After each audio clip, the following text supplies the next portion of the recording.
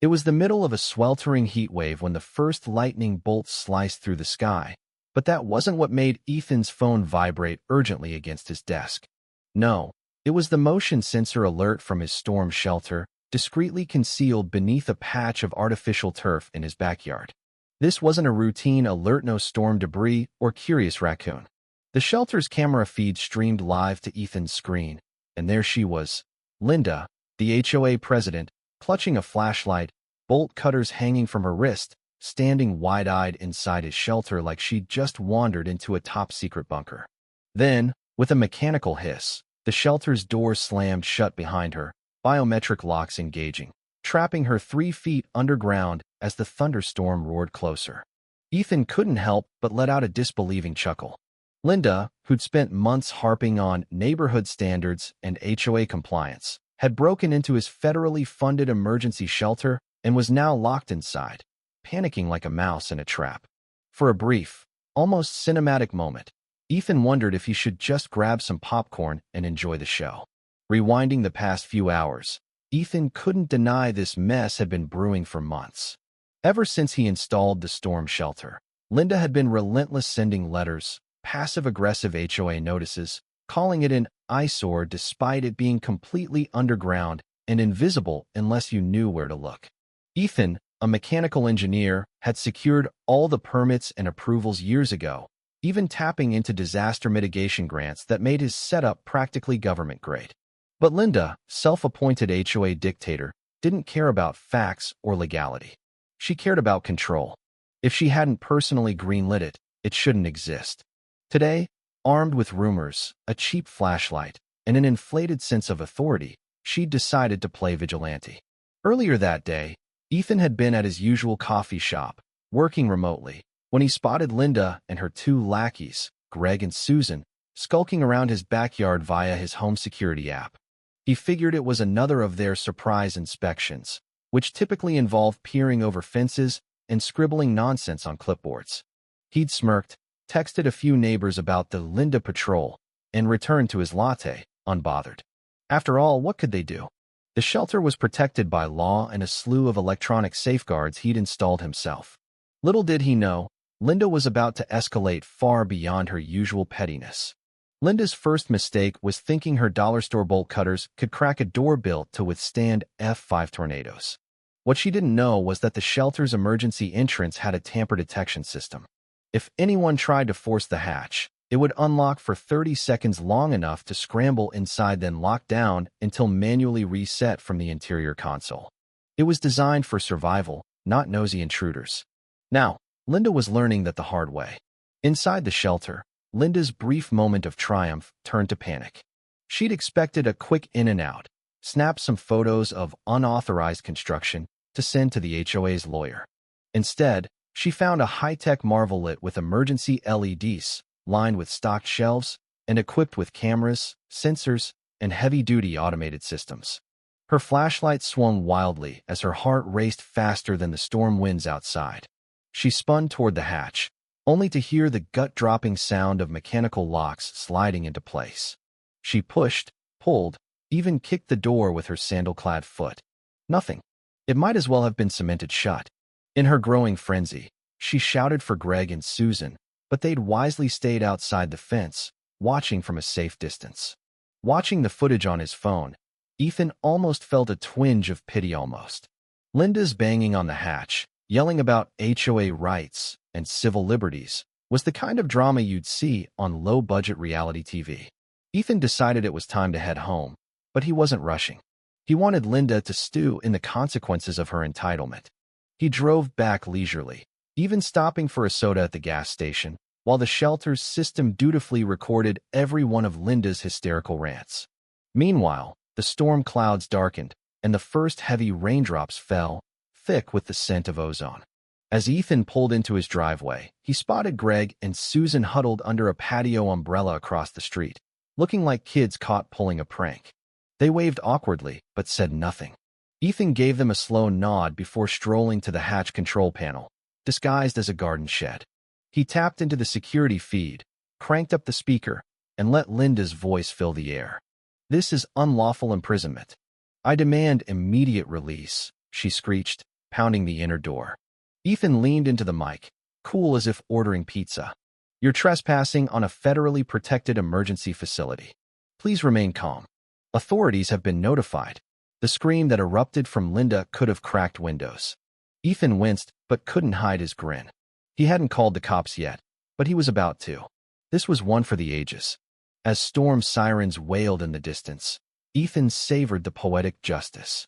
Linda, who'd lorded her fake authority over the neighborhood for years, was now powerless, trapped by her own arrogance and facing real legal consequences.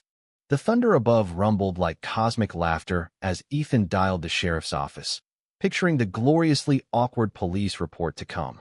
Ethan stood by the disguised control shed, the storm sirens blending with Linda's indignant yells echoing from below. His hand hovered over the manual override switch, but he didn't touch it. Letting the situation simmer wasn't cruel, it was letting natural consequences play out. Linda had ignored every warning, bypassed every boundary, and now she was reaping the results. Ethan could almost hear his lawyer chuckling, reminding him how ironclad his permits and security were.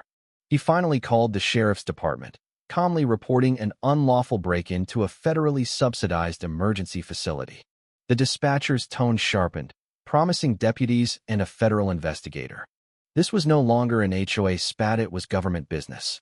Inside the shelter, Linda cycled through emotional meltdown stages. Anger, pounding the hatch and threatening lawsuits. Bargaining, pleading via intercom for release with no repercussions. And now panic, spinning frantically in the well-equipped room. The shelter had bottled water, first aid kits, oxygen systems, and months of rations, but none of it calmed her. Her flashlight lay abandoned on the reinforced floor as she clawed at the steel walls, searching for a non-existent exit. Outside, the wind intensified, tree branches whipping across the street, rain exploding against the pavement.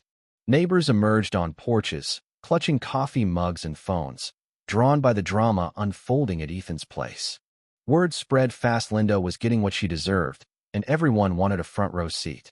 Ethan caught Greg and Susan's eyes, raised an eyebrow, and gestured at the shelter entrance as if to say, "Care to explain?" They looked away, suddenly fascinated by the storm clouds. 15 minutes later, 2 sheriff's SUVs rolled up, lights cutting through the gloom. 4 deputies stepped out, professional but visibly intrigued by the bizarre call. Ethan met them at the curb with a packet of documentation permits, receipts, security footage timestamps, and federal grant paperwork. The lead deputy, a gruff man with a no-nonsense demeanor, flipped through it, nodding approvingly. He asked about the shelter's systems, then cracked a dry smile. "So, she cut her way into your federally protected storm shelter during a storm warning and got herself locked inside." Ethan shrugged, barely hiding his grin. "That's about it." The deputy shook his head. "And you have footage?" Ethan tapped his phone, and Linda's shrill voice blared, demanding non-expired water and threatening to call the governor. The deputy whistled, impressed, and turned to his team. "Go on, boys. Let's get her out before she sues the weather." The deputies tapped the speaker system. "Ma'am, this is the sheriff's department. Please remain calm. We're working on getting you out." Linda, hearing sheriff, shifted into hysterics, screaming about imprisonment, discrimination, and conspiracies, claiming she was performing a civic inspection. The deputies stifled chuckles. Ethan watched, arms folded, savoring the moment. It wasn't just petty revenge, it was watching his longtime nemesis professionally implode.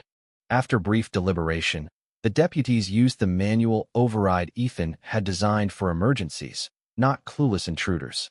The heavy door creaked open against the wind, and Linda stumbled out, disoriented, her hair plastered to her forehead, her live, love, laugh t-shirt soaked, sandals squelching. She launched into a tirade, jabbing a finger at Ethan, but the lead deputy stepped in. "Ma'am," he said coldly, "you're under investigation for unlawful entry, tampering with protected emergency infrastructure, and potentially filing false reports. Please place your hands where I can see them." Linda's expression was almost comical. She opened her mouth, but realized arguing was futile. 2 deputies cuffed her, read her rights, and led her to the patrol car. For the first time in neighborhood history, Linda was silent, her squelching footsteps matching the rain's rhythm. Greg and Susan tried to slip away, but Ethan caught them at his driveway's edge. With a razor-sharp smile, he said loudly, "Don't worry, folks, plenty of room in the shelter if anyone else wants a tour." Laughter rippled through the crowd, cutting through the storm's tension. Ethan didn't flinch as lightning lit the sky. Everything felt perfectly aligned. The storm hit full force as the deputies secured Linda in the patrol car. Rain lashed sideways, turning lawns into muddy rivers. The wind howled, sending trash cans skittering. Ethan stood under his porch overhang, watching the chaos. Nature itself seemed to celebrate Linda's downfall. Neighbors gawked from doorways, the magnitude of Linda's actions sinking in. She hadn't just overstepped, broken into federal infrastructure during an emergency alert, lied about her authority, and humiliated the HOA by dragging Greg and Susan into it. Inside the patrol car, Linda's face, visible through the rain-speckled window, was a mask of disbelief and fury. She mouthed threats at Ethan, but the rain drowned them out. Ethan nearly laughed but stayed vigilant. Linda's troublemaking wasn't over. It was evolving into something bigger, more dangerous for her, and anyone still backing her. The deputies huddled near the shelter, radios crackling. Another emergency alert sounded. A tornado had touched down 15 miles away, heading their way. The irony wasn't lost on Ethan or the crowd. While Linda manufactured a crisis, a real one loomed. A deputy pulled Ethan aside, explaining that since Linda had tampered with a federal disaster shelter, the state emergency management office and possibly FEMA would investigate. They needed Ethan's footage, documentation, and HOA communications. Ethan nodded, knowing his meticulous records would hold up. Another figure emerged through the rain misses. Harper, an elderly resident and longtime Linda critic. She marched up to the deputies and Ethan, planting herself in the mud. In a voice that sliced through the storm, she declared she'd overheard Linda that morning, bragging to Greg and Susan about finding something illegal on Ethan's property, even if she had to fake it. The deputies took her statement, and Ethan felt deep satisfaction as the pieces fell into place. Linda hadn't just blundered, orchestrated premeditated trespassing and sabotage, and witnesses were stepping up. Greg and Susan fidgeted under an awning across the street. The deputies soon invited them for a chat. Ethan overheard Greg stammer that they didn't know Linda would break in, thinking it was just a sidewalk check. Susan, near tears, clutched her clipboard like a shield. Neither could meet the deputies' eyes when asked if they knew Linda brought tools to enter the shelter. The lead deputy updated Ethan. Linda faced charges of criminal trespass, tampering with emergency equipment, and interfering with a federally designated disaster site, with potential for harsher penalties depending on federal agencies. Ethan felt a weight lift. Endured Linda's harassment for too long, but now she faced real accountability. As Ethan thought the night couldn't get stranger, a black SUV with government plates pulled up. 3 FEMA agents in dark windbreakers stepped out, inspecting the shelter, reviewing Ethan's permits, and pulling footage. Their presence silenced the crowd. Neighbors watched from behind curtains, whispering about the federal drama. The agents asked detailed questions about the shelter's design, security, and HOA conflicts. Ethan answered honestly, showing sensor logs and lock files. The lead agent, a sharp-eyed woman, nodded approvingly, noting that tampering with a federally funded shelter could mean hefty fines, a criminal record, or jail time. As they left, she quipped, "Next time someone complains about your shelter, tell them it's the safest place in town and they're lucky they're not locked inside." Ethan laughed, the sound swallowed by the fading wind. Linda's arrest was just the start. Fallout, blame shifting, maybe lawsuits loomed, but Ethan wasn't worried. He had the truth, proof, and a community finally seeing Linda for what she was. As the rain eased to a mist and patrol car lights faded, Ethan walked back to his house, the shelter door locking securely behind him. The next morning, the neighborhood buzzed with stories, half-truths, and stunned laughter. Ethan woke to texts from neighbors, news alerts, and an email from his lawyer marked urgent but triumphant. Local news had picked up the story: a suburban HOA scandal involving federal agents, a high-tech shelter, and the arrest of a woman notorious for finding people over porch lights. Ethan sipped coffee on his porch, watching cars slow to gawk. Some neighbors waved sheepishly, others gave enthusiastic thumbs-ups. For the first time, Ethan felt he wasn't fighting alone. By noon, Greg and Susan sent a frantic community email, distancing themselves from Linda's rogue operation, claiming they didn't know she'd break in and respected homeowners' rights. Ethan laughed at their crumbling loyalty. Attached was a summons for an emergency HOA meeting that evening, with an agenda of recent events and leadership accountability. Linda's name was conspicuously absent. They were erasing her fast. Ethan debated attending but decided to go, eager to see how deep Linda's deception ran. He spent the afternoon compiling evidence. Every passive-aggressive email, baseless fine, and compliance notice Linda sent, plus screenshots of her bragging about targeting homeowners. By evening, he arrived at the community clubhouse with a thick folder and a calm demeanor. The meeting crackled with tension. Nearly every resident showed up, crammed into folding chairs, whispering. Some came for drama, others for justice. Greg and Susan sat stiffly at the front, their faces sweaty, an empty chair between them where Linda would have been. Greg tried opening with platitudes about community values, but hands shot up, voices demanding answers. How was this allowed? Why did the HOA tolerate Linda? Why were dues spent on her legal messes? Each question cut deeper, and Greg and Susan shrank. When Ethan spoke, he didn't raise his voice. He set his folder down with a thud and detailed the shelter's permits, federal grants, Linda's break-in footage, and her hostile actions. He handed out evidence copies, watching the crowd shift from curiosity to outrage as they read Linda's boasts. Murmurs grew, some gasped. Linda's vendetta wasn't just against Ethan, it was a pattern of harassment and intimidation. By the time Ethan finished, even her loyalists avoided eye contact. Greg, sweating, promised new elections and transparency, but the damage was done. A motion to remove the entire board pending investigation passed overwhelmingly. As Ethan returned to his seat, quiet claps grew into applause. He nodded, knowing the victory wasn't about pride, it was about a neighborhood nearly suffocated by one woman's control. Outside, neighbors thanked Ethan, admitted their fear of Linda, and asked him to join the interim HOA committee. He smiled, saying he'd think about it, didn't build a shelter to dive into HOA politics. Walking to his truck, he spotted a handmade wooden sign on his fence, carved with, "Warning, unauthorized inspections may result in temporary detention. Hi, Linda." Below was a cartoon of Linda's scowling face, complete with oversized sunglasses. Ethan laughed, the sound carrying through the night like a fresh breeze. The days after felt like the neighborhood got a fresh coat of paint. People smiled openly, kids played freely, and a festive energy hummed. Linda's house sat dark, a crooked "for sale by owner" sign in the yard by week's end. Ethan watched from his porch, sipping iced tea, feeling peace he hadn't known since moving in. No gloating, just quiet satisfaction that justice had landed. The story went viral, fueled by a teen's social media post. Regional, then national news ran it, with drone footage of Ethan's shelter and headlines like "Storm Shelter Bandit." Ethan's inbox filled with messages from strangers offering support. He hadn't sought fame, just a quiet life with an untouched shelter. The HOA elections saw record turnout. A new board of homeowners burned by Linda's reign introduced reforms, limiting board power and mandating audits. Ethan declined a formal role but joined an advisory committee on property rights and preparedness, wanting to help without bureaucracy.